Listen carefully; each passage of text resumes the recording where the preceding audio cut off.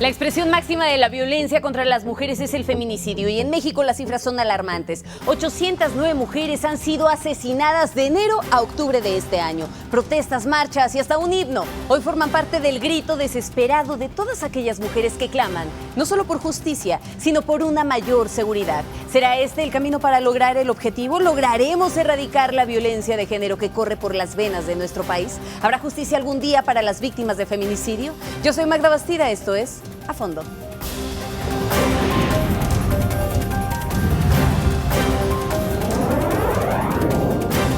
A Fondo con Magda Bastida.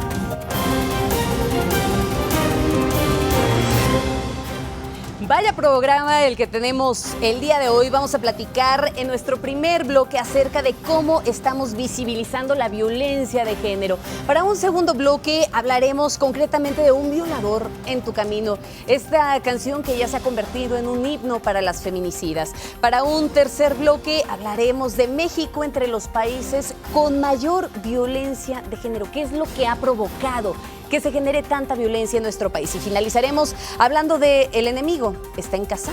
Así es como comenzamos este programa de análisis y debate a fondo. Les doy la bienvenida y por supuesto también le doy la bienvenida a nuestras invitadas de hoy. Empiezo contigo, Fabiola Naya, psicóloga clínica y psicoterapéutica. Bienvenida, Fabiola, ¿cómo estás? Esa soy yo. Ay, perdóname, Fabiola, bienvenida. Bienvenida. Gracias.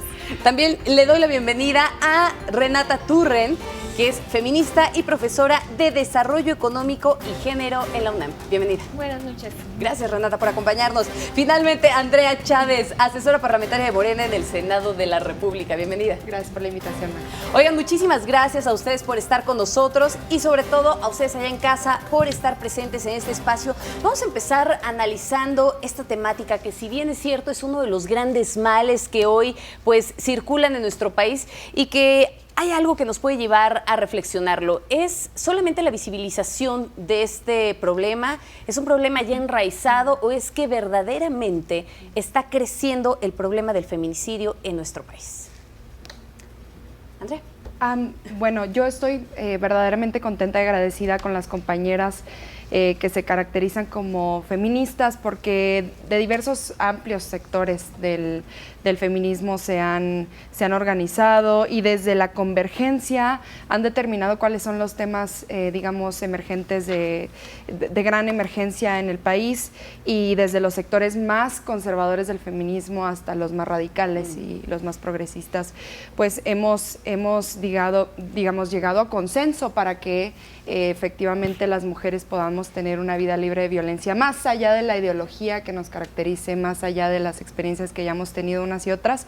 Estamos organizándonos y por fin los medios de comunicación están tomando el tema. Yo creo que una gran herramienta para este movimiento son las redes sociales. Veíamos el incipiente movimiento del Me Too hace algunos meses, como empoderó a las mujeres en una comunidad de redes sociales para poder valientemente denunciar a su agresor, denunciar el abuso, el hostigamiento, la violación de la que fueron víctimas. Y bueno, las redes sociales nos han ayudado a encontrar inclusive a mujeres desaparecidas. Y nos hemos sabido organizar, hemos sabido tomar las calles, tomar estos himnos, por ejemplo, el himno de que ya próximamente estaremos hablando de eso en tu programa. Así es, concretamente vamos a hablar y más bueno, adelante. apropiarnos de esos temas que no son nada más mexicanos, sino es toda una ola que no surge en México, ni siquiera en Chile, donde se hace este himno, sino que es toda una ola feminista que recorre desde Nueva Delhi, donde cantaban hace poco el himno, hasta pues la frontera más recóndita de este país. Todos los recónditos lugares. Renata, ¿este problema verdaderamente ha sido visibilizado o se ha subestimado la magnitud del fenómeno? Yo creo que son dos cosas. Creo que es un problema estructural, definitivamente. Bueno, no lo creo yo, están los datos ahí. Y es un tema desgraciadamente arraigado a nuestro país y a las problemáticas que tenemos que solucionar. Pero creo que sí se ha logrado visibilizar, especialmente este último año, gracias a las compañeras feministas que no han dejado las calles. Y sí, gracias al contexto político que se da, porque sinceramente no creo que todas estas marchas se pudieran haber dado en un contexto mucho más represor como los gobiernos que teníamos anteriormente.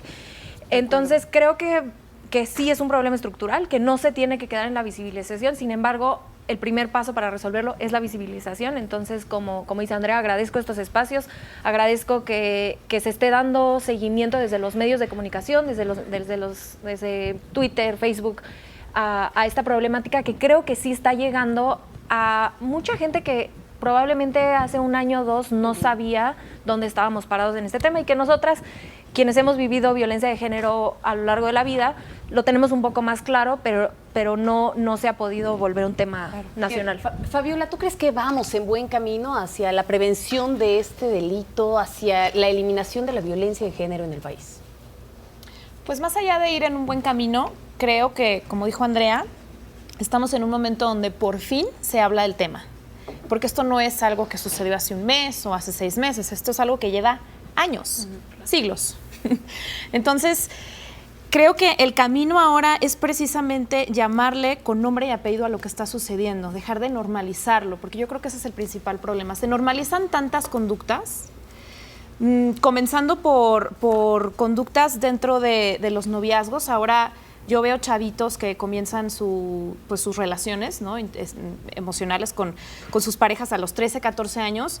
Está tan normalizados los celos, el minimizar al otro, el controlar, el cosificar a la mujer, el agredirla verbalmente, psicológicamente y de diversas maneras, que creo que por fin ahora, gracias a las compañeras feministas que no dejan las calles, se está visibilizando un tema de gran importancia que no solamente nos compete a las mujeres, no es solo un tema de mujeres.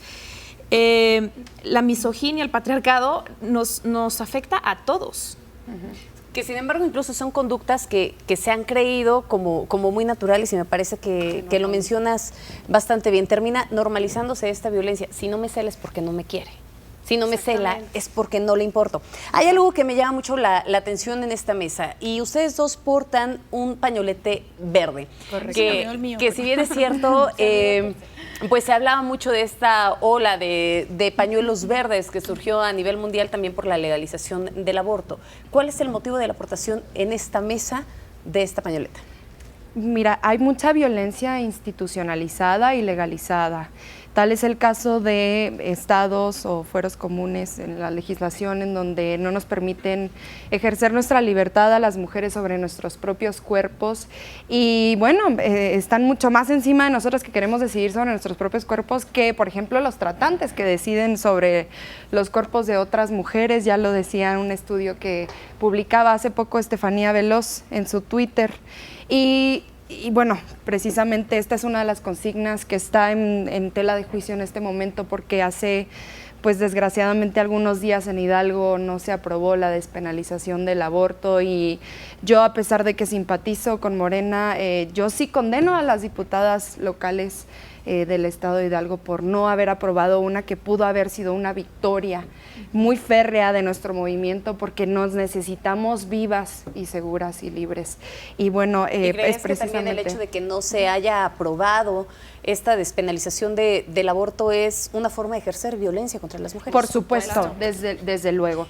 Se ejerce violencia desde las leyes, porque las leyes no nos permiten ejercer nuestra libertad, y por supuesto que nuestras representantes, a quien votamos hace un tiempo, pues las votamos porque representaban un proyecto que pues en esencia debe ser eso, la representación legítima, fidedigna de nuestros intereses como mujeres, y qué vergüenza que las diputadas pues no nos hayan dado esa dicha. ¿Qué opinan en este sentido, por ejemplo, de Lili Téllez? Digo, me llama la atención por estas posturas. Pues mira, de hecho hace poquito, hace un par de días, no sé si fue el día de ayer, la Comisión de Honorabilidad y de Justicia de Morena, bueno, pues les decía partido, yo les recomiendo sacar a la personaje senadora Lili Téllez, porque hasta ella misma ha dicho, yo no soy de Morena, a pesar de que llegó con la etiqueta de Morena. Y ella de verdad que nos ha roto el corazón, porque esto, a pesar de que en materia, pues sí, efectivamente es un pañuelo, representa una de nuestras luchas en la que muchas mujeres han perdido la vida, muchísimas mujeres han perdido años de vida en situación de reclusión, y bueno, nos rompió el corazón cuando le llamó trapo y lo tiró así sin sin corazón ahí en su escaño en el Senado.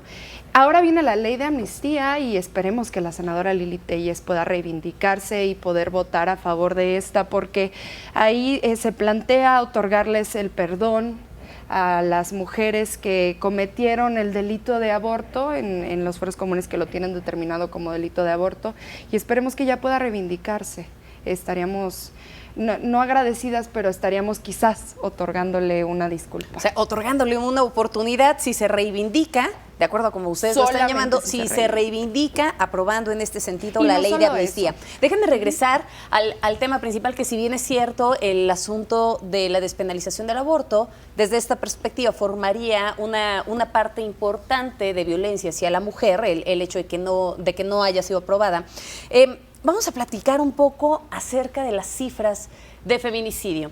Hace un momento, y déjenme compartirles antes de entrar al aire, hablábamos acerca pues, de todo el sistema de justicia al que de pronto se tiene que enfrentar, pero más allá de eso, ¿qué tan visible es hoy el problema? Se ha retomado en los medios de comunicación, pero tenemos una medición exacta de cómo estamos en esta materia. La cifra negra me parece que también es muy amplia. ¿Se han maquillado las cifras entonces por parte pues, de quienes les compete la impartición de justicia en este país? Creo que parte del problema es que justamente no tenemos un buen diagnóstico de qué está pasando. Y parte de por qué no tenemos un buen diagnóstico es porque es imposible denunciar. Y cualquier mujer que ha tenido que pasar por el infierno, que es ir a meter una denuncia sobre abuso sexual, violación, cualquier tipo de violencia de género, es un infierno y tienes que ir 6, 7, 8 veces a declarar lo mismo, a revictimizar lo mismo que ya dijiste la primera vez, por un lado. Entonces, eso desde arriba, ¿no? Y por eso hablamos de que es estructural. Desde arriba empieza, desde las leyes, desde el proceso de cómo denunciar, es imposible. Luego de ahí, socialmente, cuando una denuncia no te creen. Entonces, desde ahí de entrada salir, o sea, un nivel más abajo, a nivel social, qué susto salir a decir algo que luego no me crean. A nivel familiar, lo mismo, protegen, tenemos toda esta estructura que mantiene y protege a los abusadores y que nos deja a nosotras o en silencio o aisladas. Entonces, ¿de qué manera esperamos que las mujeres puedan ir a denunciar? Voy a ponerte sobre la mesa un tema que me gustaría que pudiéramos regresar y retomarlo después del corte. El caso de Karen. Karen, esta joven que presuntamente había desaparecido en la Ciudad de México, de pronto se generó todo un escándalo en redes sociales para poder dar con su paradero. Se encuentra al siguiente día, pero resulta que también hacen públicos una serie de videos en donde se le veía en un bar. Eso cambió completamente la historia. Con eso volvemos. Es un juez que los juzga por nacer, y nuestro castigo es la violencia que ya ves. Es femicidio. Impunidad para el asesino. Es la desaparición. Es la violación. Y la culpa no era mía, ni dónde estaba, ni cómo vestía. Y la culpa no era mía, ni dónde estaba, ni cómo vestía. Y la culpa no era mía, ni dónde estaba, ni cómo vestía. Y la culpa no era mía, ni dónde estaba, ni cómo vestía. Le coupable c'est toi. Le coupable c'est toi. El Estado no me cuida, me cuidan mis amigas. El Estado no me cuida, me cuidan mis amigas. Y la culpa no era mía, ni en dónde estaba, ni cómo vestía. ¿El violador? Eres tú. Fuertes las palabras que maneja este himno y que es justamente eso lo que lo llevó a explotar en las calles de Chile y también en las redes sociales y que ha terminado traspasando fronteras. Ya lo veíamos hace unos segundos en la pantalla. Sin embargo, ¿han servido de algo todas estas protestas? ¿Ha servido de algo el que ya se haya acuñado esta canción como un himno de la lucha feminista? Vamos a platicarlo en un segundo, pero antes, por favor, permítanme darle la bienvenida a un invitado más de esta mesa de análisis y de debate, a Andrés Ripper, abogado. Andrés, bienvenido. Gracias. Entiendo que tuvimos ahí una serie de complicaciones para poder llegar, pero ya estás por fortuna aquí. Ya estamos aquí. Gracias de verdad por acompañarnos. Déjame contextualizarte un poco antes de irnos al corte y antes de retomar este asunto del violador eres tú. Hablábamos acerca del caso de Karen. que seguramente recordarás este caso de una joven que desapareció en Ciudad de México, posteriormente aparece al siguiente día, sin embargo, pues con una variante al caso.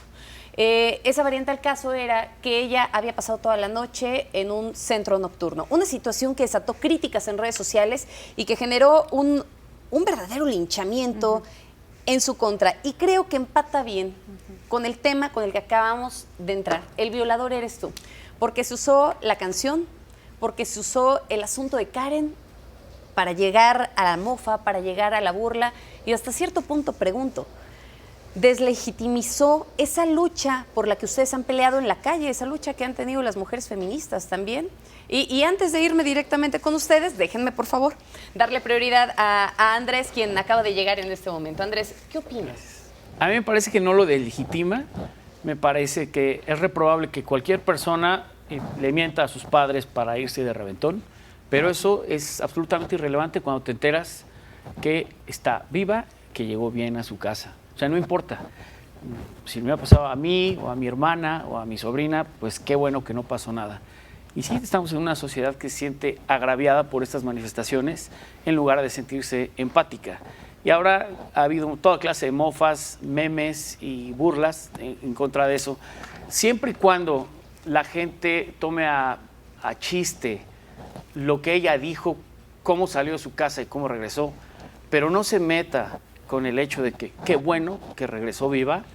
Y como decía Gabriel Guerra en un tuit, espero que ustedes nunca hayan mentido para poder ir con sus amigos, para poder salir a tomar una cerveza, etcétera, porque el que esté libre de pecado que tire la primera piedra. Lo importante es que está bien.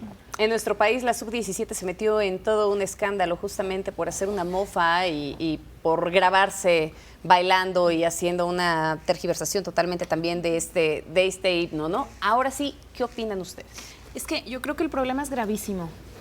¿Qué pasa en la cabeza de estas personas, particularmente de estos hombres que hicieron la mofa a este himno feminista que representa un fenómeno tan lamentable en el mundo como es el que nos maten a las mujeres por el simple hecho de ser mujeres? ¿Qué tiene que haber en tu cabeza? ¿Cómo está la salud mental de los mexicanos o del mundo? ¿Que te parece gracioso tomar hechos tan lamentables para solo divertirte con tus amigos? Déjame interrumpirte, Fabiola, porque mencionas algo escalofriante. ¿Cómo está la salud mental? Porque dices, ¿cómo está la salud mental para que puedan hacer esto? Tú eres psicoterapeuta. Sí. ¿Cómo está la salud mental? Pues si tenemos que calificarla del 0 al 10, en 0. Perdón, pero es No, bueno, así. sí, claro. Perdón, pero es así. Primero, comenzar que la salud mental está llena de mitos. Ahora, digo, me gustan las nuevas generaciones porque ahora gritan que van al psicólogo, ¿no? De voy al psicólogo. Pero cuando yo crecía, ir al psicólogo, el psicólogo era como en quedito, ¿no? De voy al psicólogo. Ahora un poco más lo gritan, pero ¿sí o no? Estamos en pañales porque no hay una cultura de salud mental, porque existen muchísimos mitos alrededor de la salud mental. La gente ni siquiera sabe qué hacemos los terapeutas, ni siquiera saben exactamente qué hacen los psiquiatras. Se piensa que si tú acudes a un terapeuta, a un psicólogo, a un psiquiatra, entonces es porque algo muy malo pasa dentro de ti, y lo que realmente es malo es no atender tus emociones, porque justamente el no atender tus emociones genera esta falta de empatía total que tenemos en el país, que provoca que a unos chavitos les parezca gracioso hacer memes y burlarse de este movimiento, ¿no? Y entonces, a su parecer, ¿qué resultados, tanto positivos como negativos, ha tenido todo este movimiento? Y principalmente, insisto, retomando justamente este himno en las calles de Chile, que ha sido el momento, me parece clave, este momento coyuntural, para que tomara tanta fuerza en las últimas semanas. ¿Qué resultados positivos y negativos ha tenido? Yo creo que sí, mucho más positivos.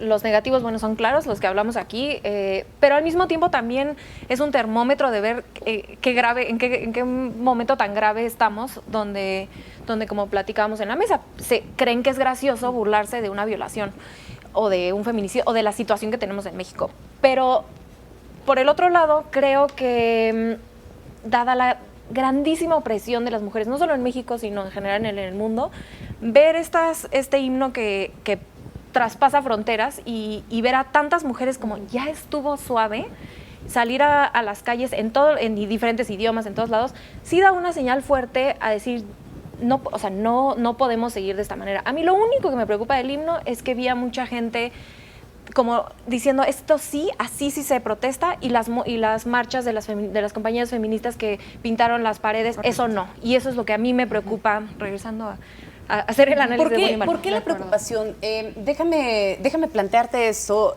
Realmente el asunto de las manifestaciones y de pronto esta dinámica que se tiene en las calles, pues se ha terminado también de opacar con la violencia que se genera de pronto a través de ciertos grupos que se involucran también en esta marcha feminista, que tiene una causa total y absolutamente legítima, pero que al final del día, el hecho de las pintas que se han generado, el daño a un monumento, en fin, todas estas situaciones que ya bien se conocen en esta mesa, pues terminan siendo mejor posicionadas incluso que la causa en sí misma.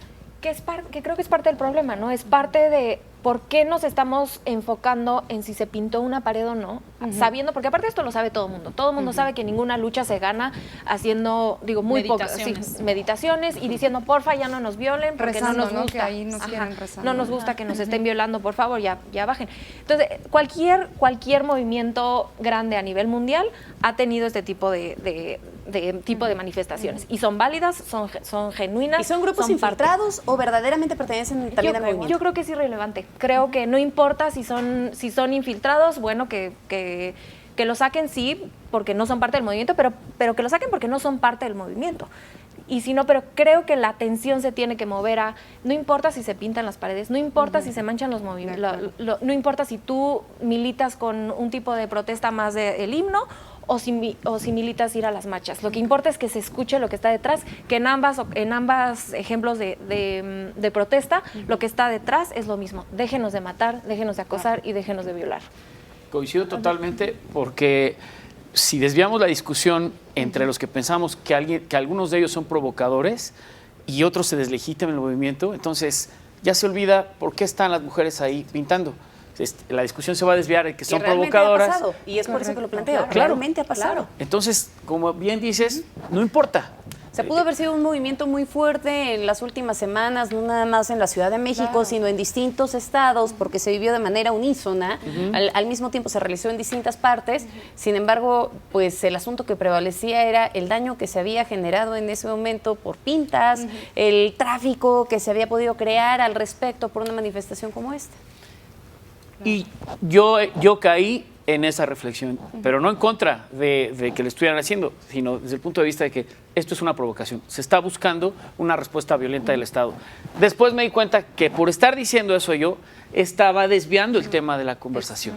Y el tema de la conversación es la violación y es el abuso contra las mujeres. Yo no sé cuál es el fetiche de ciertos medios de comunicación de dejar de tocar el tema. O sea, si hay una pinta en determinado monumento, le destinan más segundos al aire a la pinta del monumento, o si encuentran a una mujer con vida, le destinan más segundos a saber qué estaba haciendo y por qué está con vida, ¿no? Porque mejor hubiera estado que hubiera aparecido muerta, ¿no? Una cosa que quiero volver rápidamente al tema de Karen, si me permites, Magda. Claro. Hay una sola cosa que se puede presuponer cuando hay una mujer desaparecida desde el Estado, y es la presunción de vida. Es la única cosa que se puede presuponer, porque el Estado tiene la responsabilidad de buscar a la persona que esté desaparecida, teniendo la certeza de que está con vida. Y entonces, qué tristeza me da que hayan personas y sectores de la población que les dé coraje haber encontrado a Karen con vida. De verdad que yo no lo entiendo. Es que ese es el problema. Claro. No nos quieren vivas. No nos quieren vivas. Ese es el problema. Claro. ¿Quién no nos quiere vivas? ¿La sociedad en general o el propio gobierno? Pues el patriarcado. De manera general. De manera general, por supuesto que no nos quieren vivas. No. A ver, creo que hemos sido cosificadas, hemos sido señaladas, hemos sido culpabilizadas, porque claro, lo dice el himno, un violador en tu camino. La culpa no era mía, ni dónde estaba, ni cómo vestía. ¿Por qué se dice esto? Porque siempre, cada vez que violan a una mujer es en dónde estabas y qué traías puesto. Ah, y bueno, y si estabas borracha o bajo los efectos de alguna otra sustancia, pues, ¿para qué te pones de modo? En lugar de poner la vista y en lugar de poner justamente la atención en el agresor. Se nos olvida que aquí hay alguien que está agrediendo y entonces se vuelve toda la atención hacia la víctima. Entonces, ¿de quién es la culpa? De nosotras. Por supuesto que no nos quieren vivas. Sí. Déjenme mencionarles nombres. Sonia, Abril y María Elena. Tan solo unos ejemplos de mujeres que han sido víctimas de la violencia en contra de las mujeres. Sin embargo, pues se dice que México está entre los países con mayor violencia de género. ¿Será? Con eso volvemos. México entre los países con más violencia de género en 2017 y de acuerdo con la Comisión Económica para América Latina y el Caribe, México ocupó el segundo lugar en feminicidios en la región al contabilizar 760 casos solo detrás de Brasil. Insisto, y volvemos al mismo punto, ¿esto ya se ha convertido en una práctica social? Totalmente. Y yo empiezo con la manera en la que como niñas nos enseñan qué significa ser niña, ser mujer en esta sociedad. Y traigo aquí el dato que 10% de las niñas sufren de violencia sexual infantil. Ese número debe estar totalmente subestimado. Somos el primer lugar de violencia sexual contra niños y niñas en el mundo. O sea, es gravísimo. ¿Y cómo pensamos que vamos a lograr avanzar algo si desde la niñez nos enseñan que tu cuerpo está al servicio de otro, del hombre que está enfrente? Entonces creces abusada, creces y vas creciendo en la adolescencia, bueno, pues que te viole tu novio, no. ¿Para ti qué significa ser niña, ser mujer en esta sociedad? Para mí, ser mujer es una serie de opresiones que significan desde el primer recuerdo de mi vida hasta los últimos recuerdos de mi vida de acoso, abuso, invasión de mi cuerpo, del primero al último recuerdo de mi vida. Y la socialización de estos abusos, qué lugar yo ocupo en el mundo, qué lugar ocupan otras compañeras en el mundo, después de la manera en la que se invade tu cuerpo y se invade tu autonomía. Esa es una de las razones que te ha llevado también a tener tan tatuado este movimiento. Totalmente, sí, sin duda, sí. Bien, Andrea. Sí,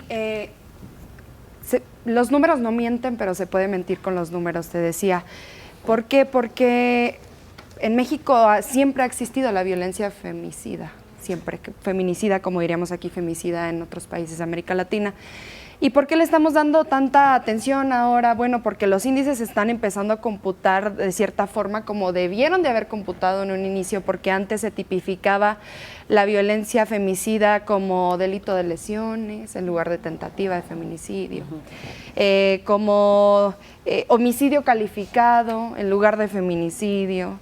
Y entonces, en realidad los feminicidios, según los índices, digamos, expuestos por el sistema judicial, no existían. Pero ahora lo sabemos porque se están implementando y se están institucionalizando las nuevas formas de entender la sociedad como con los lentes de la perspectiva de género, y es completamente necesario decir con los números: efectivamente existe el feminicidio, efectivamente existe la violencia de género, y lo necesitamos decir con sus nombres y sus palabras. Entonces, ahí te va la pregunta, Andrés. ¿Contamos realmente con los recursos necesarios para poder investigar, para poder sancionar todos los delitos que tienen que ver con materia de género? No, y acabamos de pasar la discusión de la designación del último ministro y pues creo que todos los que estamos en esta mesa supimos las diferentes posiciones de la doctora Magaloni, que tenía muy claro varios temas. No, los ministerios públicos no están capacitados, están muy lejos de estar capacitados. Soy abogado y he litigado en ministerios públicos y es lamentable la experiencia de cualquier persona que llegue por un choque, pero cuanti más, si eres una mujer que sufre una violación, llegar a ese lugar, pues es como bajar una de las galerías que Virgilio le enseñaba a Dante en la Divina Comedia. Es lamentable. No va a haber cuarta transformación mientras no se avance en una política pública que dignifique la procuración de justicia. Después puedes sensibilizar a los jueces o no, pero mientras la primera etapa, una muchacha, si te violan, quieres ir al MP, que llegue el médico legista, es terrible. El camino de la revictimización. Claro, ¿no? Es un entrada al terror. Nadie quiere. Pero también es cierto que recientemente Arturo Saldívar, que es ministro de la Corte del Presidente de la Suprema Corte de Justicia de la Nación, también es presidente del Consejo de la Judicatura Federal, por primera vez en la historia hace observaciones y evaluaciones a los operadores judiciales, y de ahí emanan cientos de evaluaciones en negativa, porque los operadores judiciales, los que están encargados de determinar si algo es ilegal o legal, no están teniendo las capacidades necesarias. Y qué bueno que pueda hacer esas evaluaciones. Y ahí también la violación de derechos humanos, porque también para poder establecer la afectación psicoemocional de una víctima, que estos son los encargados, son los peritos en psicología, discúlpenme, pero tampoco están capacitados. ¿Y cuál es entonces la función y el papel que está jugando derechos humanos en todo esto? ¿Ha hecho un buen papel en lo que respecta a violencia de género? ¿Qué te voy a decir? Sácalo. Sácalo, porque te veo dudosa, como que lo piensas la violación a los derechos humanos es tan grande que a veces de verdad uno ya no sabe si reír o llorar, en serio. Dices, bueno, algo que parecería tan lógico, en una lógica así facilita de decir, a mí me violaron, entonces yo voy frente al MP, lo que yo esperaría es que se tuviera empatía a lo que me acaba de pasar, y lo único que recibe una víctima de violación es revictimización. Algunas personas incluso se burlan de ellas, pasan con el médico legista, el trato muchas veces es... Pero entonces te repito la pregunta. ¿El papel de la Comisión de los Derechos Humanos ha sido el adecuado? Yo creo que no. No, y si me permites contestarte, nosotros en el Observatorio de Violencia Social y de Género en Ciudad Juárez teníamos documentadas redes de trata internacionales el mismo año en que la Comisión Nacional de Derechos Humanos dijo 0 casos de trata en el estado de Chihuahua. La Comisión Nacional de Derechos Humanos no estaba del lado de los derechos humanos. Y le habían presentado estos casos, supongo. Por supuesto, claro, desde luego, denuncias hasta para aventar para arriba, y creo que ahora la designación de la nueva presidenta de la Comisión Nacional de Derechos Humanos viene a renovar el paradigma de que efectivamente sea una persona que ha estado recorriendo las calles, los callejones, buscando a las y los desaparecidos, y que por fin tenga una perspectiva efectivamente de derechos humanos y no de protección a las cúpulas de poder. Renata. Y a ver, y recordemos que la Suprema Corte también con Medina Mora y la Comisión Nacional de Derechos Humanos trataron de echar para abajo la legalización del aborto aquí en la Ciudad de México hace 12 años. Entonces, ¿cómo un organismo autónomo que está ahí para cuidar los derechos humanos está en contra de un derecho fundamental de las mujeres? Es increíble que hayan tenido el descaro de salir a llevar una denuncia a la Suprema Corte a manos de Medina Mora. No ha hecho nada por nosotras la Comisión Nacional de Derechos Humanos. Sí tengo esperanza, muchísima esperanza en la nueva presidenta, pero hasta Rosario Piedra, pero hasta hoy no. Andrés, te veo meditativo y como que estás tratando de plantear muy bien ese comentario. Decir muchas cosas, pero todos queremos hablar. Es un tema de derechos humanos. Cae en un embudo en el que es los derechos humanos. Y los derechos humanos, si no se tratan con educación, y no quiero de ninguna manera minimizar el problema coyuntural, pero enseñar derechos humanos no es explicarle a los niños cuáles son los derechos humanos, es educarlos en el respeto a esos derechos humanos. Y el más importante de ellos es la dignidad. En las casas no se enseña la dignidad. Los mexicanos estamos muy acostumbrados a mancillarnos unos a otros. Yo venía en un taxi, cuando yo venía desesperado, y entonces le venía platicando que... Hace unos momentos. Sí, al programa. Me dijo, no, pero es que las mujeres son muy escandalosas. A mí también me violaron. No voy a decir ni el taxi, ni el nombre del taxista. ¿Cuándo te violaron? De niño me violaron. Y platicando con otros también los han violado. O sea, es un tema... En México sucede mucho del abuso y de la violencia, y tampoco estamos hablando de violencia de género y todos lo identificamos sobre todo hacia las mujeres. Pero en no México, es también la estigmatización que se puede generar hacia el hombre al momento de decirlo, porque una mujer ahora ya lo dice abiertamente, ¿no? Y lo platicamos hace un momento con Renata, y nos comenta y nos comparte esta historia. Y de pronto, imagínate un hombre ahora violaron. tú lo dices, exactamente, te es un estigma social. O sea, ya no sirves, claro. Entonces no lo dicen. ¿Cuántos hombres, niños, no son violados también por sus propios parientes, tíos, nanas, lo que sea, y no lo dicen? Y entre más crecen y se dan cuenta de lo que eso significa socialmente en esta cultura falócrata y machista, entonces... No, yo no voy a decir nunca que me violaron. Aunque permítanme a mí controvertir algo que dijiste, Andrés. Yo no creo que sea un problema de la educación en las casas. Yo no creo que la gente sea tonta. Yo no creo que la gente sea ignorante. Yo no creo que las madres le estén enseñando a sus hijos a ser machistas, misóginos, violentos. Creo que es un tema estructural. Un tema estructural en el que se involucra el sistema judicial, en el que se involucra la creación y la instrumentalización de las políticas públicas. Yo creo que, al igual que Coca-Cola, cuando nos dice, vamos a salvar al mundo, tira tu botellita al bote de basura. No es así, o sea, no es el cambio que puedas dar tú como persona dentro de tu familia, sino es el cambio que se tiene que dar desde el sistema, y ese cambio sistemático se tiene que dar desde las altas cúpulas de decisión del poder y barrer como las escaleras, de arriba hacia abajo. Lo respondo. Tiene razón, no podemos decir, como todo este argumento que hemos venido conociendo en la discusión de Twitter, el cambio está en uno. No. Es un cambio que es responsabilidad del Estado. Correcto. Sin embargo, sí venimos de una tradición. Bueno, en mi entorno y en el entorno que yo crecí, en provincia, después en la ciudad, donde pues la mamá a lo mejor le dice, a mí me ponía a barrer a trapear, pero en otras mamás, sírvele a tu hermano de comer, ayúdale a tu hermano, pásale la ropa a tu hermano. Pero y no el es niño va culpa de la creciendo así madre, como, a final de cuentas, sino es parte del sistema. Claro. Y ni siquiera es la cultura, o sea, no es que tengamos un cromosoma misógino dentro de nosotros, o sea, es un tema sistemático que hemos vivido Sí, nosotros. sí, Pero sí, que sí sí. se reproduce en el seno familiar. Que sí se reproduce, pero también al mismo tiempo estamos ahí asignando la labor de cuidados a la madre, mamá, ¿no? no, Instantáneamente. Y que exacto. es parte del sistema económico que Sí. funciona. O sea, que Renata, lo que tú me estás queriendo decir es que sí tiene que ver con un chip de la educación en casa.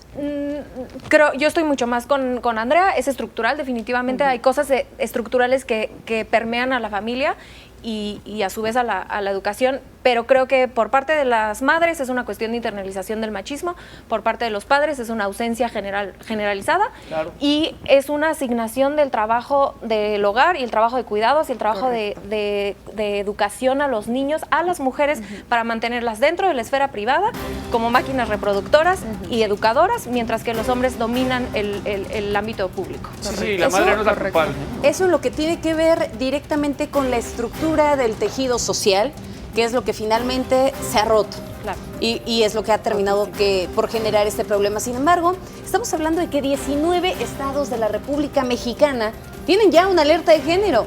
En el caso concretamente, por ejemplo, de la Ciudad de México, incluso ya está penado el acoso callejero, hablando de todas estas generalidades de la violencia de género. Sin embargo, ¿vamos en el camino adecuado? ¿Habrá una solución a este problema? ¿En algún momento erradicaremos la violencia de género que impera en el país? Así terminaremos este fondo. Vámonos a un corte.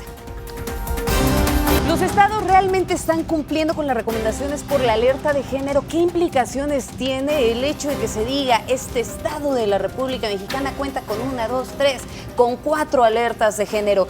¿Verdaderamente están funcionando? ¿Estamos encaminados en las políticas públicas adecuadas para erradicar este problema?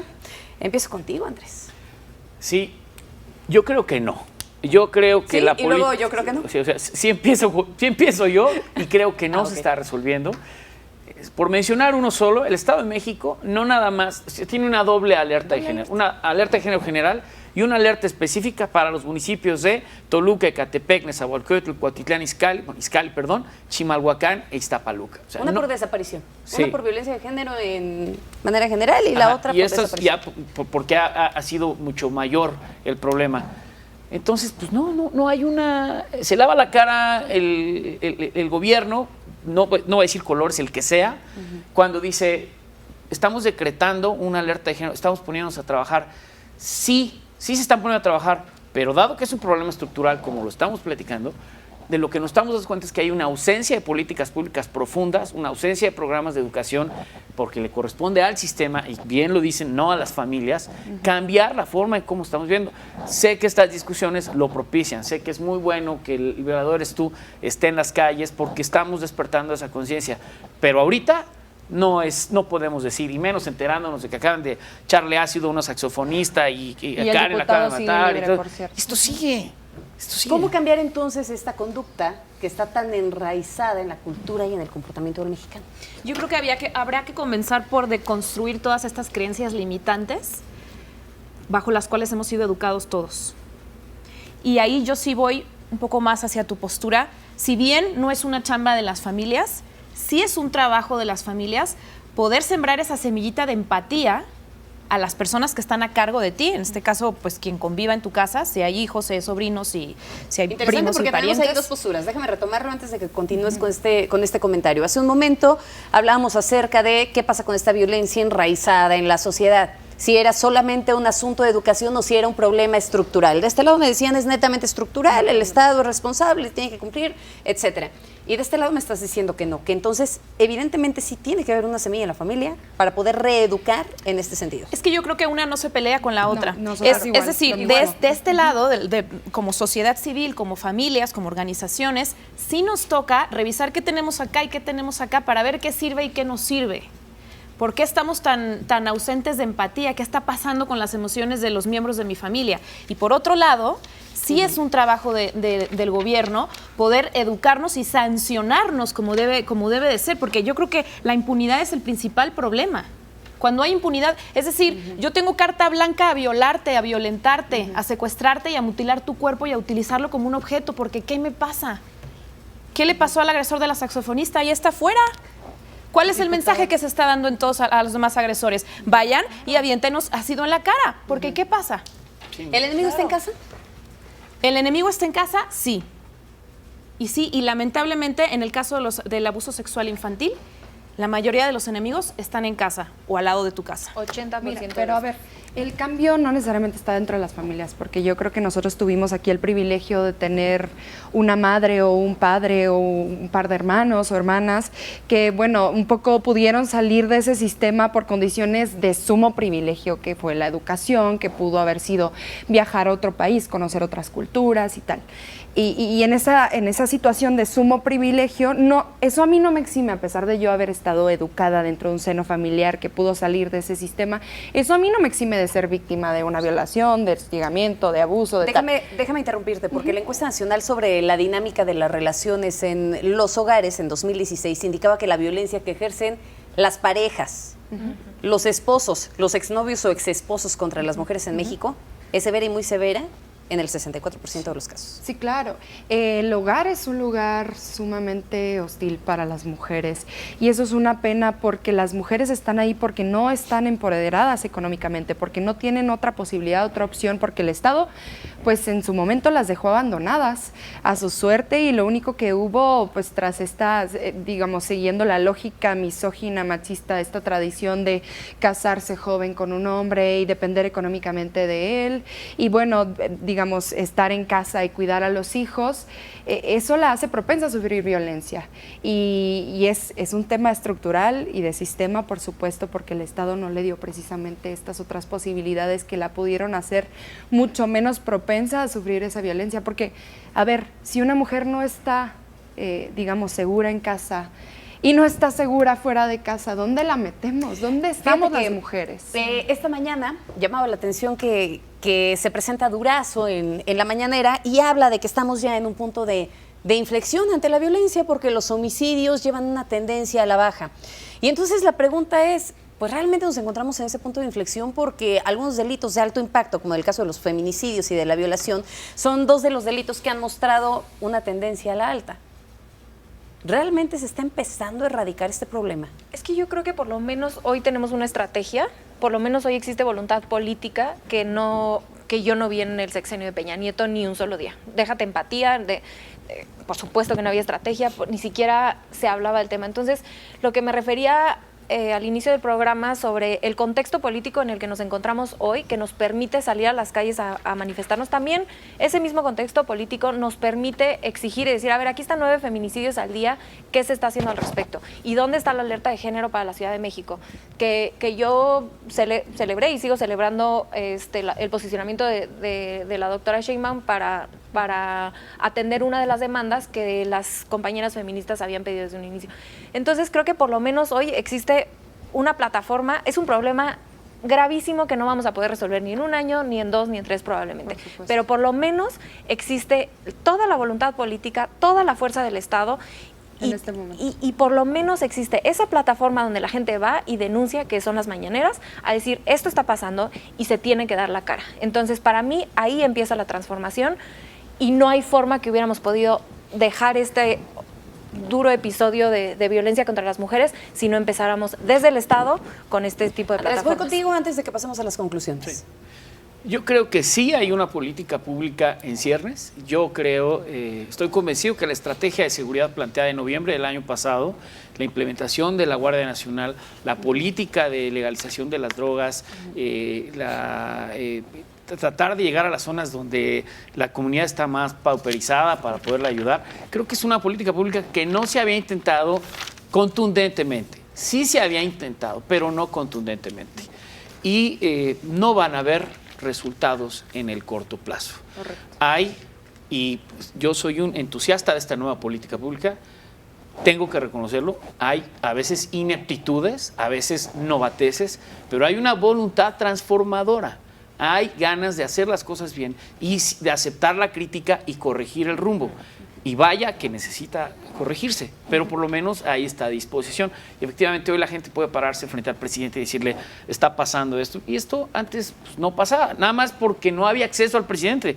A lo mejor te lo encontrabas, te saludaba y sí te escuchaba, pero antes tú no tenías acceso al presidente como mexicano. Hoy sí, puedes llegar a Los Pinos, al Palacio Nacional y querer hablar con el presidente. A lo mejor te vas a tardar 1, 2, 3 días, pero va a estar en la mañanera hablando con él, ¿no? Bien, vamos a entrar entonces con las conclusiones. Empiezo contigo, Fabiola. Pues yo creo que nunca más volver a regalar el privilegio de nuestro silencio. Esto es lo más importante. De verdad, eduquen a sus hijos, a las mujeres que están alrededor de ustedes, a los niños, a las niñas, a los hombres. Enseñemos a no callar más, porque hemos vivido en una sociedad donde el silencio se ve como algo prudente.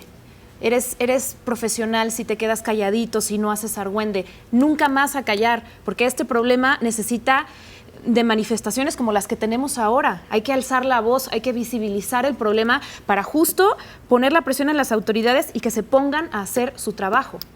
Bien. Paso contigo en ese momento, Andrea.